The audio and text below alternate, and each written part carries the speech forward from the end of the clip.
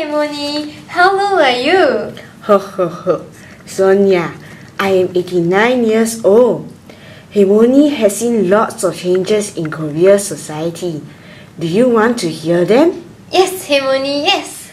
Let me show you an interesting film about the demographic transition theory. A long time ago in South Korea, all the Junjae Himoni gave birth to many children in the village.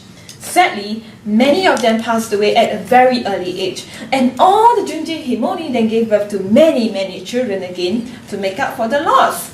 Himoni, why is there such a high birth rate and high death rate in South Korea? Shh! Let the video show you. Korea used to have a high birth rate and high death rate due to the lack of proper healthcare and sanitation facilities. Also, people were largely uneducated about family planning. When people are bored, they will Hisho. After 14 years in stage 2, there was income growth and investment in healthcare services and proper sanitation. Hence, less of Himoni siblings died. However, there were still many babies because people remained largely uneducated about family planning. In stage 3, as urbanization took place, people became more educated. There was a shift in priorities, and all the Appa and Oma along with their friends started getting married later. Living in Korea got more expensive, and we saw children as a financial liability. Luckily, your Himoni is still around to make them keep you. But there was still an overall decline in birth rate, and death rate became even lower. And finally, we moved to the last stage of DTM. No matter how the Himonis tell all the Appa and Oma to have more babies, hardly any wanted, and thus we see a sustained low birth rate and death rate due to high life expectancy. All this here leads to an aging population in South Korea. Oh, is this why I'm the only child? Oma only gave birth to one. Yes, my dear. The number of young people has decreased, or the number of elderly has increased. And see, there are so many more Himonis and Harabojis around. To add on to the problem, there's an increasing outflow of young people. Look, the young people are flying out. The reason for this phenomenon is because parents are sending their children overseas to escape the education fever and a stressful lifestyle in South Korea. Just look at the population pyramid of South Korea now. In 2020, it will be a beehive population pyramid, and in 2050, it will be an inverse population pyramid. And this will make the country with the most number of Himonis and Halabojis around. Then with so many Himonis, who is gonna take care of them? In Himoni's time, 18 of us take care of one elderly. Now, I have only 7 children taking care of me. And in your generation, there will only be one child supporting an elderly. However, this figure assumes that all else remains constant. While the dependency ratio will definitely increase, we should also keep in mind that there are changes to the nature of the population. According to demographer Prof. Luz, there should be a new way of calculating the ideal replacement ratio, taking into account factors such as rising education levels, lower mortality rates, and immigration.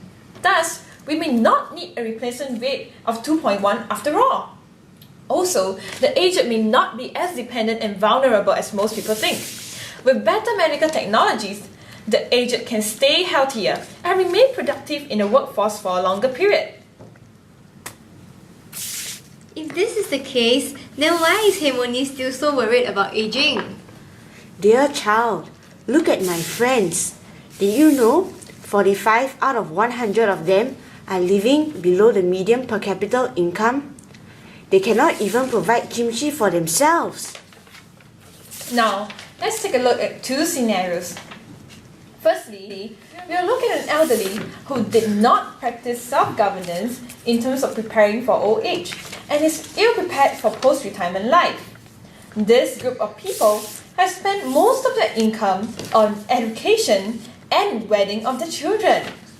In a recent survey of 2,000 people born between 1955 and 1974, Nearly 40% said that they have no preparation for post-retirement years. And since they do not work, they rely solely on the government pension scheme for their monthly expenses. However, as you can see that the pension scheme only provides 94,600 won per month, which is insufficient as compared to the cost of living. Korea has one of the lowest pension schemes in the world, and this is because the government encourages people to practice self-governance. The second scenario is an elderly who practices self-governance. His job can account for at least 60% of his living expenses, while the government pension tops up another 15%. However, you can see that the elderly still needs to rely on themselves for the remaining 25%. Even with the practice of self-governance, the pension scheme is still insufficient due to the low wage rate and high cost of living.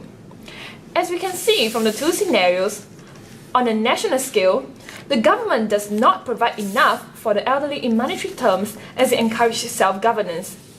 Yet, on an individual scale, the elderly who work is still unable to provide for themselves. This brings us to the emphasis on insufficient pension given. We can now take a global comparison. Normal OECD earned income accounted 21.4% of the elderly total income. As compared to South Korea, earned income accounts for nearly 60% of the elderly total income. Yet, it is still insufficient for the people to support themselves. Oh no, why doesn't the government want to help more? The Haemoni and Haraboji so poor thing.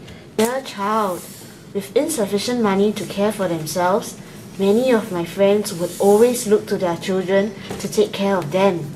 However, the globalization caused children like you to become very upward mobile. So you see, many of them are not living with their Oma and Appa. Let me explain. The current trend we see now is that people are moving from place to place on both the local and international scale. On the local scale, there's more internal migration from the rural areas to the urban areas, as South Koreans move to the urban areas in search of more job opportunities. Intergenerationality has also weakened through the years, as fewer families from different generations now live together.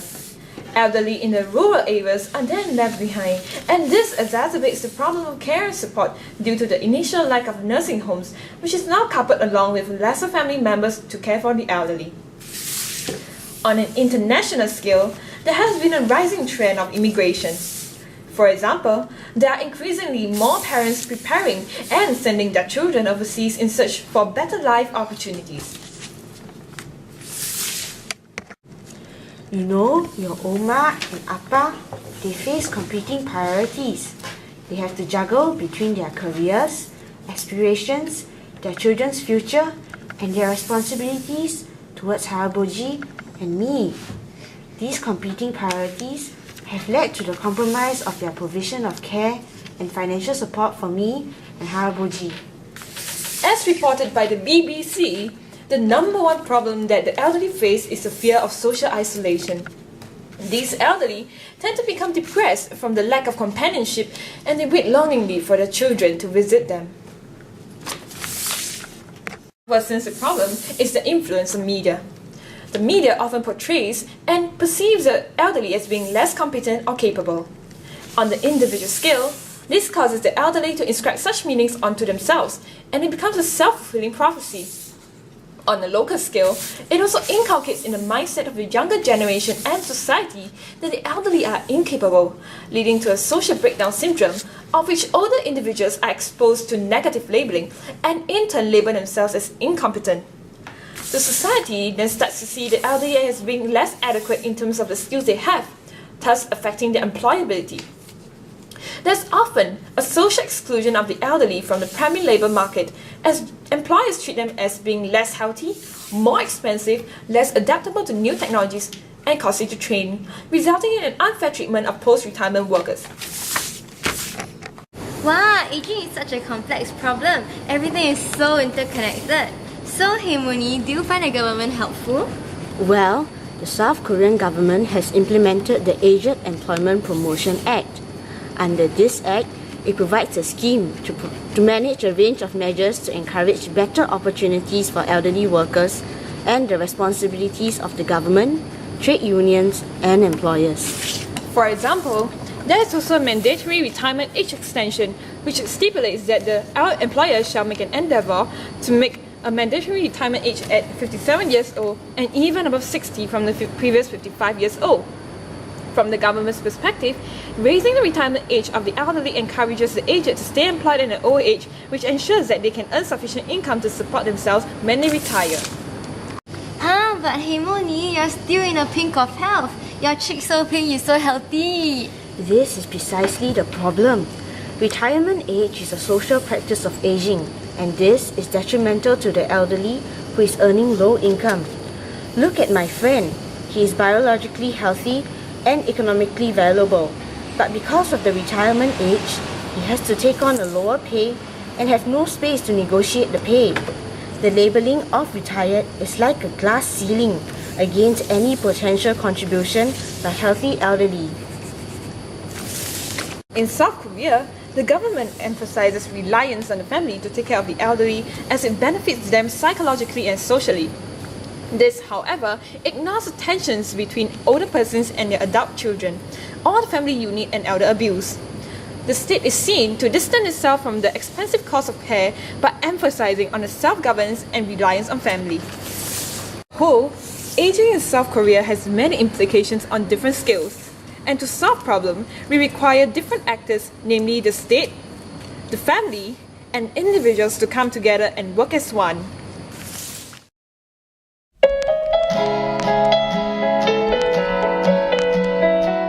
Sonia, next time when Harmony grow even older and my legs are weak and my body frail, you must still remember Harmony and take care of me, your Appa and Oma, okay?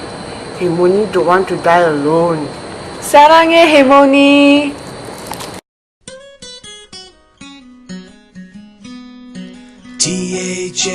THANKYOU, thank you, thank you. THANKYOU, thank you, thank you. THANKYOU,